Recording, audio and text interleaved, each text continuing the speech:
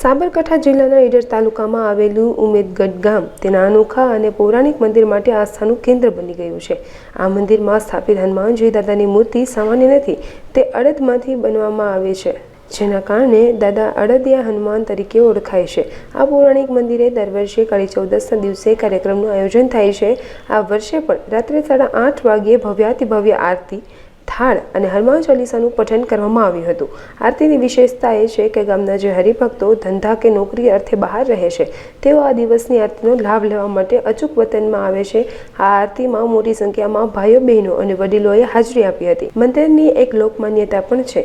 કહેવાય છે કે આ મૂર્તિ અત્યંત પ્રતાપી હોવાથી જો કોઈ સગર્ભા બહેન ગામના ઝાંપેથી પસાર થાય તો બાળક થોડું મોટું થાય ત્યારે દાદાની બધા માનતા પૂરી કરવા માટે અડદના વડા બનાવીને ધરાવવા આવશ્યક છે। ચાલુ વર્ષે કાળી ચૌદસના દિવસે આરતીનો નજારો ખરેખર ભવ્યાતિભવ્ય હતો। જ્યોતિ હાઈસ્કૂલ ખેડા બ્રહ્માના આચાર્ય સુરેશ પટેલે પણ આ કાર્યક્રમમાં ઉપસ્થિત રહી સૌ ભાવિક ભક્તોને દાદા પ્રત્યેની શ્રદ્ધા અને આસ્થાને વંદન કર્યા હતા અને દાદાના આશીર્વાદ પ્રાપ્ત કર્યા હતા।